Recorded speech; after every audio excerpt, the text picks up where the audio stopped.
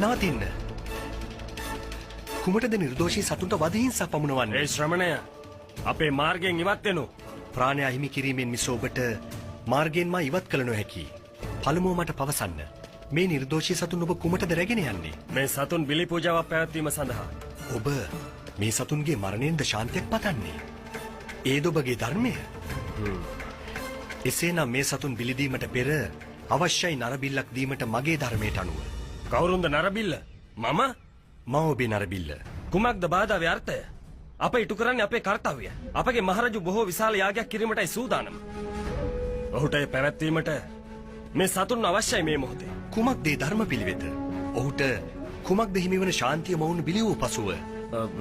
ඒ කිසිවක් මා දන්නේ නැහැ. අප ඉටු කරන්නේ අපගේ මහරජුගේ ආඥාව පමණයි. මා දන්නේ ධර්මය ආඥාව පමණයි. මේ සතුන්ව බිලිදීමට ඉඩහළ නොහැකි. වහාම ඔබ පවසන්න ඔබේ මහරජුට බිලි පූජාවට යොමු කරන සතුන් එක තපස්වරයෙක් වළකන බව. නුඹ අපගේ මහරජුට එසේ පවසා සිටියේ? නැහැ. මා පැවසුවේ මානව ධර්මයට අනුකූලව. අපගේ මහරජුගේ ආඥාව හේතුවෙන් ශ්‍රමණයෙක් වූ නුඹ ගැලවුණා. එසේ නොවන්නට මේ වන විටත් නුඹ මා අතින් හිස සිඳගෙන අවසන්. ඔබට කළ හැකිය.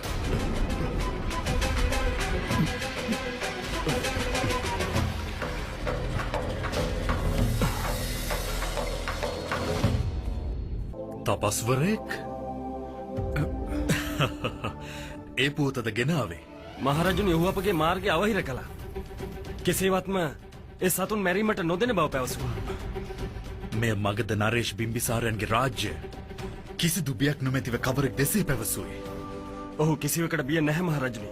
අඩුම තරමින් ඔහුගේ මරණයටවත් මා හොඳින් පැවසුවා. රෞද්‍ර ස්වරයෙන් ගර්ජනය කළා. නමුත් ඊට ඔහුගේ පිළිතුර වුණේ පළමුව තමාව බිලිදී සතුන්ව දෙවනුව බිලිදිය යුතු බව. එතරම් ධෛර්යයක්?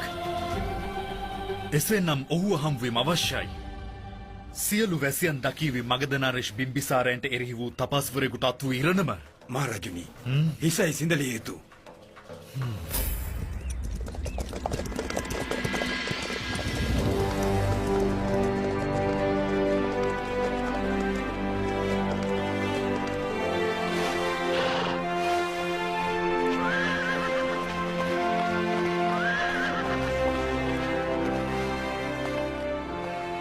මෙය මගේ රාජ්‍ය.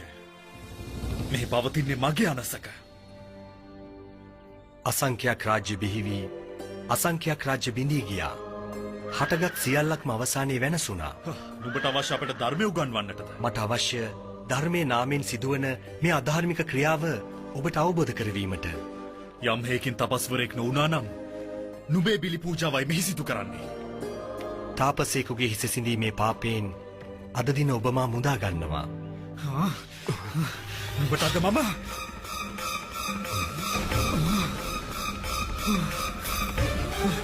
මහරජ බිම්බිසාර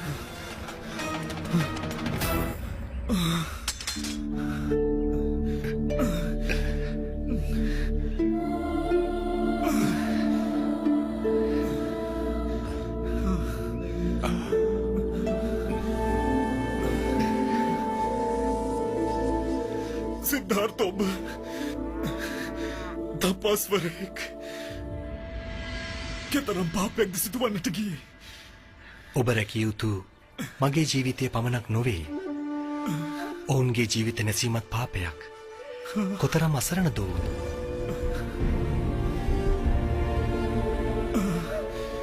ප්‍රශ්නය මොවුන්ගේ ජීවිතය හෝ මරණය ගැන නොවේ.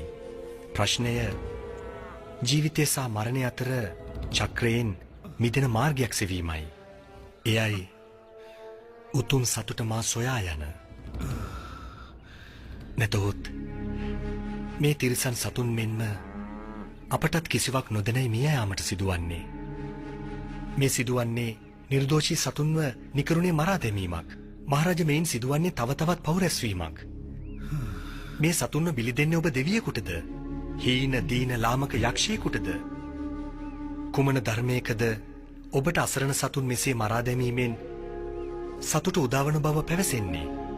ඔවුන්ටත් වචන පවසන්නට හැකිනම් පවසාවි. ඔවුන් විඳින දුක, පාපයේ දුක, තිරිසන් දුක, අසරණ සතුන්ට කරුණාව දක්වන්න. එයයි ධර්මය. ඔබ වද මුලාවට පත් කළේ අසත්පුරුෂයන්ගේ අධර්මය. අද මගේ මිත්‍රයා මාන්දකාරෙන් මුදාගත්තා.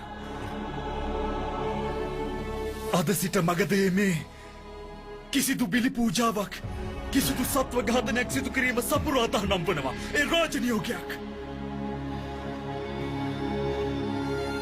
සිද්ධාර්ථ, මට ඔබව මෙසේ දැකීම මහත් අවුලක්. එතරම් සවිමත් නැහැ මගේ සිත තවමත්. බිම්බිසාර වික්ෂෝප වෙනවා. ඔබ නිදන්නේ මේ දෝවිලි පොළවේ. නෑ සිද්ධාර්ථ, මා සමග රාජ මන්දිරයට යමු. ඔබට මගද රාජ්‍යමුවත් විචාරිය හැකි. නෑ. මහරජ බිම්බිසාර, මා නිසාද අර නිර්දෝෂී සතුන්ගේ දිවි රැකුණා. ඔවුන් ප්‍රකාර අපමණ සතුන් මේ දුකින් ජීවිතයේ සුවිසල් පීඩාවක් කුසලන්නේ. සෑම තැනම දුක සිත් පීඩා. මට අවශ්‍ය මේ දුකින් එතරව ගොස් ඔබ ඇතුළු සියලු ලෝ සතුන්ට ශාන්තිය මාර්ගයේ විවර කිරුමට. අන් අයගේ දුක් දුරලීමේ අරමුණින් තමාගේ සැපය අත්හර දැමුවන් මා දැක නැහැ පෙරදී. ඔබ වැනි උතුම් මහා පුරුෂයෙක් මිත්‍රයෙකු ලෙස ඇසුරු කිරීමත් භාග්‍යයක් සිද්ධාර්ථ. ඔබ හම්වීම භාග්‍යයක්.